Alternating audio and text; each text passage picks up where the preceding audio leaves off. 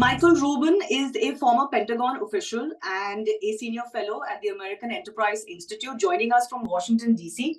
Michael, thanks a lot for your time. You've been following this, relationship problem that India and Canada are seeing because of the allegations and the very public allegations that Justin Trudeau has made against India in the killing of Hardeep Singh Nijjar, who India considers, of course, a terrorist. I want to begin by asking you, do you think this entire episode can help India actually shine a light on how a lot of the Khalistani separatist movement is actually being sheltered in Canada, and how a lot of these elements are getting support in Canada, because the world may not actually be fully aware of that? I think it already has. I mean, for one, the news that we're seeing in the United States, for example, are reminders of what happened with regard to, for example, Air India 182, Canada's worst terrorist attack ever. And so the term Khalistani is now much more in the public discourse, and frankly, it should be, because also, of course, in the United States, we've had the attacks on the consulate in San Francisco, the vandalization, and the more we turn a blind eye to this, the more they will increase until someone in the United States also gets hurt. What is the general feeling in America, though? How are they looking at this? Do they feel that India also has a just point about the concerns that it has been raising for decades, in fact, about Khalistani separatists and separatist movement being sheltered in Canada? Well, when it comes to the American public, of course, this crisis caught them by surprise. Americans aren't very well informed about this issue. When we look at what the Biden administration is doing and saying, it's clear through their body language, through parsing their statements, that they want this to go away. They don't want to hurt the feelings of either Canada or India. But for example, if we compare this situation to the situation that occurred between Turkey and Saudi Arabia, even though Saudi Arabia was a staunch US ally of the United States didn't hesitate to come down hard against Saudi Arabia. The fact that we're not doing that with regard to India suggests that behind the scenes, we're probably telling Justin Trudeau, you've made a mistake here. You don't have the evidence. Even his own premier in British Columbia says you don't have the evidence, and therefore perhaps it's time you back off. But there are statements coming in which are suggesting that the Five Eyes intelligence was shared with Canada, and possibly US intelligence was also shared with Canada, and that was the basis why Justin Trudeau went public. Now, keeping aside this fact that he went public with it, do you feel that the US would have shared something, or the Five Eyes countries are aware of what Justin Trudeau is talking about? Well, first of all, they may have. I haven't seen the intelligence. I can say that when I worked in the Pentagon, I was an intelligence consumer. I would receive intelligence, for example, from the Central Intelligence Agency or the National Security Agency, and oftentimes that intelligence is less than meets the eye. It's always open to interpretation. Number two, you don't expose that intelligence unless you don't make a public accusation on that intelligence, unless you're willing to expose that intelligence. And so it seems that Justin Trudeau caught his own intelligence apparatus by surprise. Perhaps there wasn't consistency in terms of interpretation. Perhaps they weren't willing to expose it. I personally happen to wonder whether part of this is personal in Justin Trudeau's case, simply because of what occurred under his father, Pierre Trudeau, who had dismissed India's extradition request for Talwinder Singh Parmar before the India Air 182 attack. And it almost seems that Justin Trudeau has a bit of a personal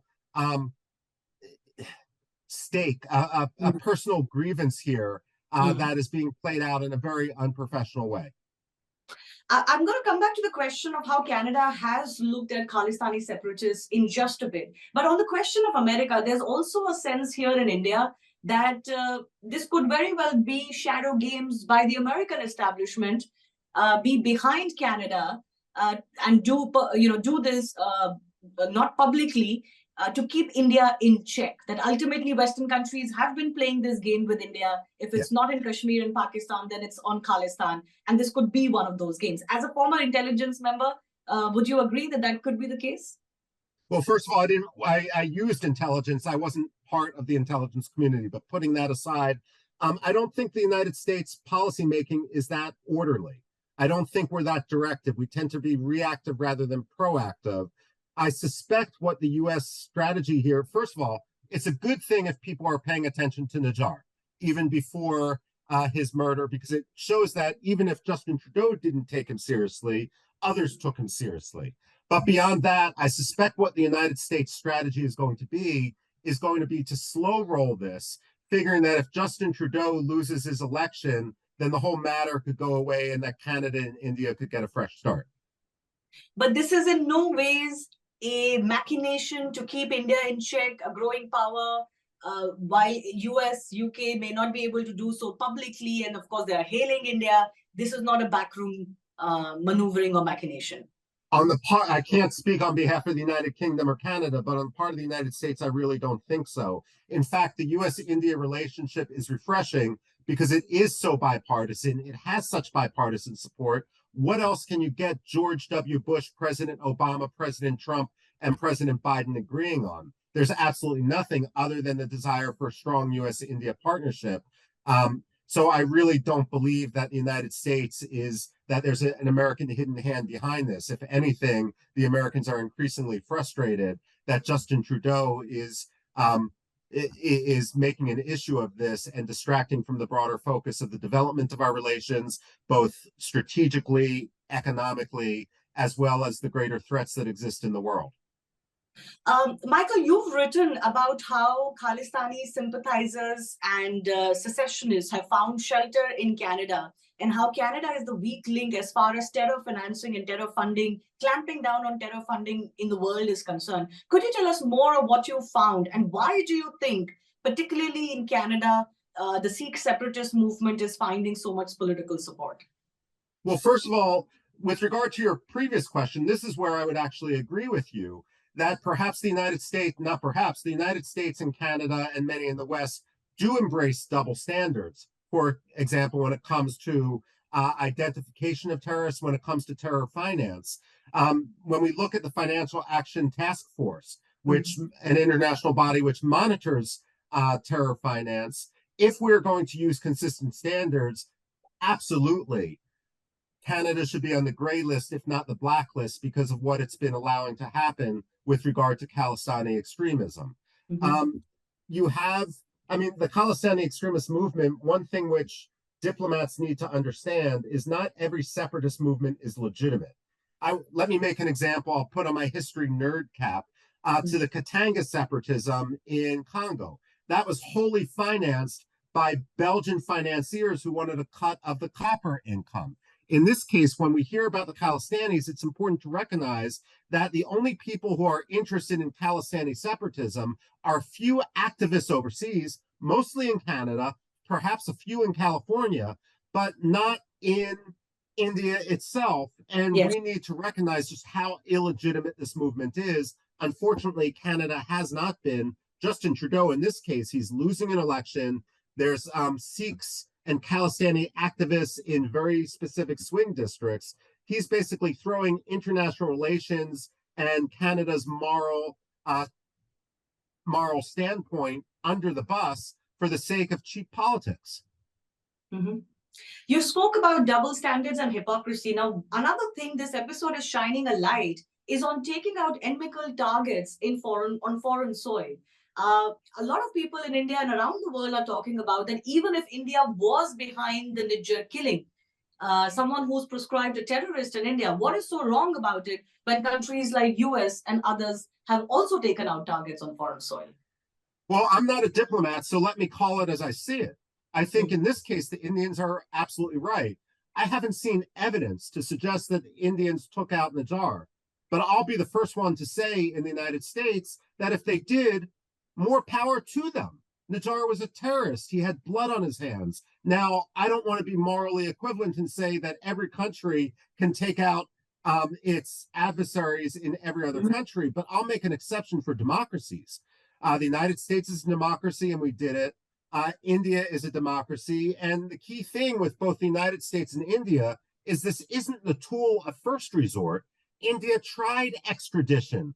India tried diplomatic mediation. And Justin Trudeau was irresponsible. I don't care who the Prime Minister of India is, it's the job of a democratically elected Prime Minister to protect their people. And that's what Prime Minister Modi was doing in this case. if he were indeed involved. But again, I've seen no evidence to suggest that. That's what the United States has done when it took out Abu Bakr al-Baghdadi or Qasem Soleimani or Osama bin Laden. It's different than the Iranians coming or the Pakistanis coming and assassinating, for example, in Pakistan's case, allegedly Karima Baluch in Toronto. And again, Justin Trudeau has to explain why he's been so silent in that case.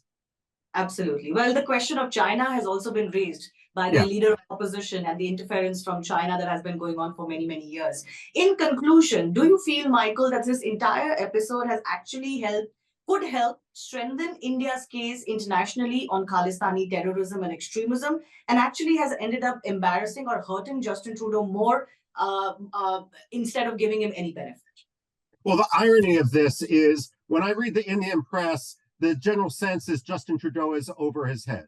When I read the Canadian press, the general sense is Justin Trudeau is in over his head. I mean, there's remarkable consistency about that, but I do think that the silver lining here, as you say, is that there's a growing realization that counter-terror cooperation means not simply India or other countries supporting the United States and Canada, but the relationship has to go both ways. And certainly there's no difference between Khalistani separatism, Al-Qaeda separatism, and other transnational separatism that targets civilians and doesn't have the popular legitimacy back home. So yes, I think there's a silver lining there. Thank you. Michael Rubin, thanks a lot for speaking to CNN News 18. Thank you.